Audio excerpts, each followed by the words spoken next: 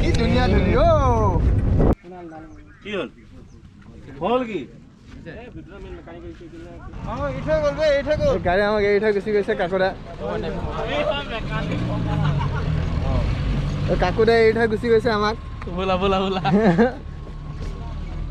hello' guys welcome to my YouTube channel Sarbajyoti Bora এইটো মোৰ প্ৰথম ব্লগ হয় আৰু মই আজি কাজিৰঙা আহিছোঁ তো ফুৰিবলৈ মোৰ লগত আৰু 4জন আহিছে আৰু মোৰ এইটো চেনেলৰ প্ৰথমটো ব্লগ হয় তো মই চেষ্টা কৰিম আজি কাজিৰঙাত ঘূৰিম কিন্তু দেখাবলৈ চেষ্টা কৰিম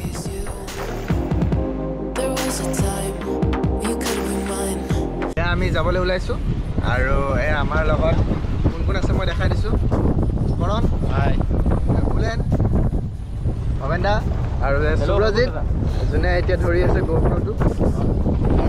ড্ৰাইভিঙত আছে কাকুদা আমি দেখাই আছোঁ লাহেকৈ এতিয়া আমি গৈ আছোঁ এতিয়া আমি আৰম্ভ কৰিম আৰু ভিডিঅ'টো লাহে লাহে চব দেখাবলৈ চেষ্টা কৰিম আৰু এতিয়া আমি যাবলৈ ওলালোঁ এয়া চাৰিওফালে ইকৰা বন যিবোৰ ইকৰা বন ফেব্ৰুৱাৰী মাহৰ শেষত সকলোবোৰ জ্বলাই দিয়া হয় আৰু আমি এই ইকৰাবোৰ জ্বলাই দিয়াৰ কাৰণ তেওঁলোকে আমাক দুটাকৈ কাৰণ জানিবলৈ দিলে প্ৰথমটো কাৰণ হৈছে ইয়াতে ইকৰা বনৰ মাজত বহুতো শিমলু গছ আছে এই শিমলু গছৰ গুটিবোৰ তলত পৰি আৰু নতুন বহুতো গছ গজি যাব পাৰে আৰু এনেকুৱা বহুত শিমলু গছ হৈ গ'লে হয়তো ঘাঁহৰ সংখ্যা কমি যাব আৰু তেতিয়া হাতী গড় আদিৰ বাবে খাদ্যৰ অভাৱ হ'ব সেইবাবে এই ঘাঁহবোৰ জ্বলাই দিয়া হয় যাতে লগতে শিমলু গুটিবোৰো জ্বলি যায় আমাক তেওঁলোকে আৰু এটা কাৰণ কয় সেই কাৰণটো হৈছে ইয়াত থকা বহু সৰু সৰু গড় হাতী পোৱালি এই বুঢ়া ঘাঁহবোৰ খাব নোৱাৰে বুঢ়া ঘাঁহবোৰ জ্বলাই দিয়াৰ পিছত আকৌ পুনৰ নতুনকৈ কুমলীয়া ঘাঁহ আৰু সেই কুমলীয়া ঘাঁহবোৰ সৰু সৰু গড় হাতী পোৱালি আদিয়ে খাবলৈ সুবিধা হয় আৰু আমি প্ৰথমে আহিয়ে দেখিবলৈ পালোঁ দুটাকৈ গড় এটা মাক আৰু এটা পোৱালি জানিব পৰা মতে পোৱালিটোৰ বয়স হয়তো 4-5 মাহ হ'ব আৰু মই জীৱনত ইমান ওচৰৰ পৰা গড় কেতিয়াও দেখি পোৱা নাছিলোঁ তো দেখি মোৰ বহুত ভাল লাগিলে আৰু লগতে তাৰ ওচৰতে আমি আৰু দুটা গড় দেখিবলৈ পালোঁ সেই দুটাও এজনী মাক আৰু এটা পোৱালি আৰু আমি এতিয়া গড় চাই আমি আগলৈ কাছ চাবলৈ যাম কিন্তু তাৰ আগতে আমি এয়া দেখিবলৈ পালোঁ এটা পহু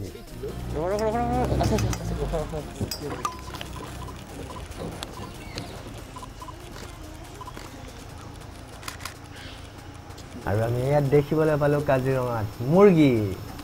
আৰু এইটো হৈছে এটা বনৰীয়া মুৰ্গী যাৰ ৰং বহুতেই বেছি ধুনীয়া আৰু আমি এতিয়া চাবলৈ যাম কাছ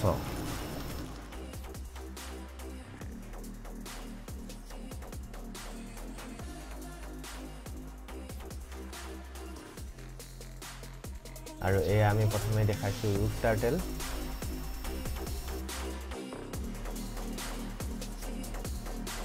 আৰু তাৰপিছত এয়া আমি দেখিবলৈ পাইছোঁ ট্ৰেইন টাৰ্টেল যোনটো ডবাৰ নিচিনাকৈ থাকে এটাৰ পিছত এটা সেইকাৰণে এই কাছবিলাকক ট্ৰেইন টাৰ্টেল বুলি কোৱা হয় আৰু আমি এতিয়া পুনৰ আমাৰ যাত্ৰা আৰম্ভ কৰিলোঁ আমি এটা বহুত ধুনীয়া জেগাৰ মাজেৰে গৈ আছোঁ চাৰিওফালে গছ মাজত ৰাস্তা বহুত ধুনীয়া পৰিৱেশ আৰু ইয়াত ফটোশ্বুটৰ বাবে বহুতেই ধুনীয়া এটা লোকেশ্যন বুলি ক'ম তো তাৰ বাবে আমি এনেই ৰখিলোঁ ৰখি অকণ এনেই ফটো উঠালোঁ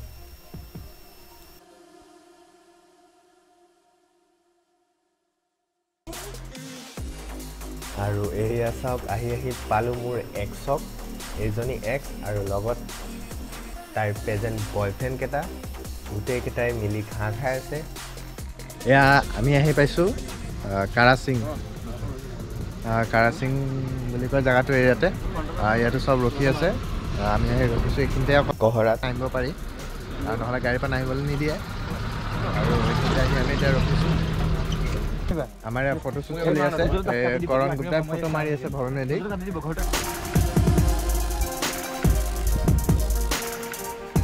চবেই চাল দি ফটো উঠি আছিল সেইবাবে ময়ো ভাবিলোঁ মই অকণ জাল দি দিওঁ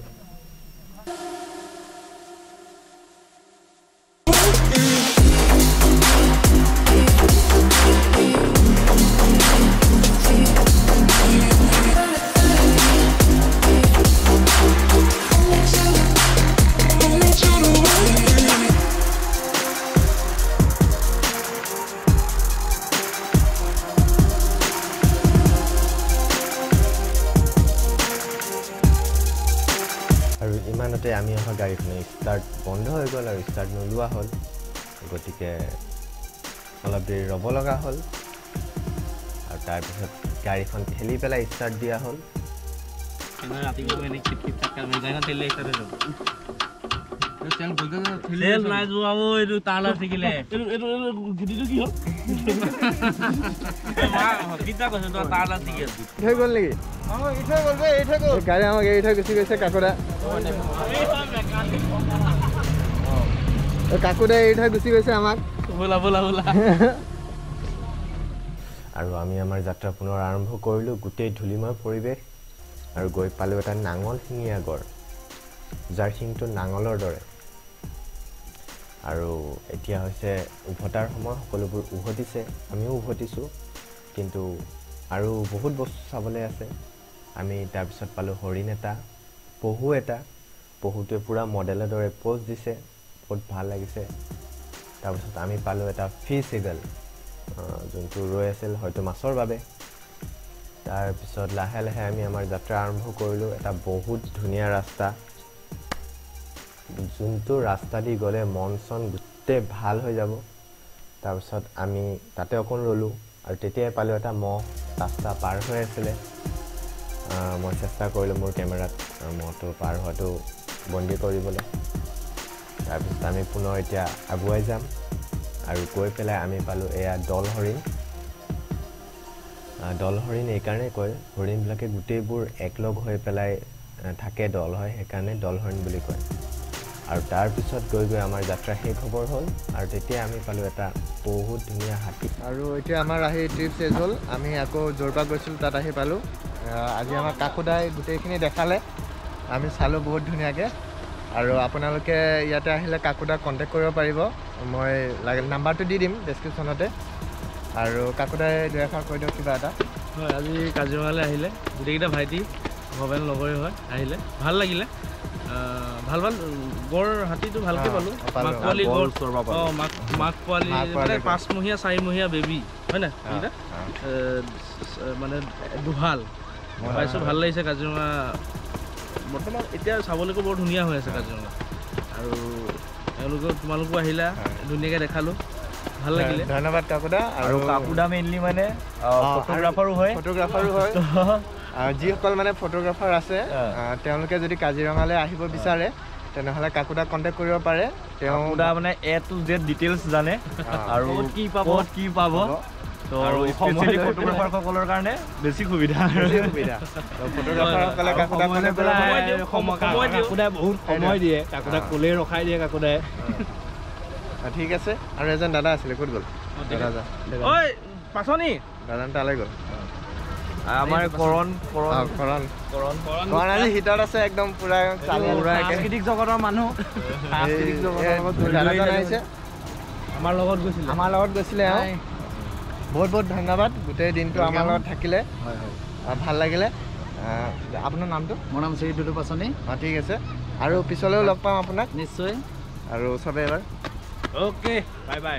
মই আছোঁ আছোঁ বাই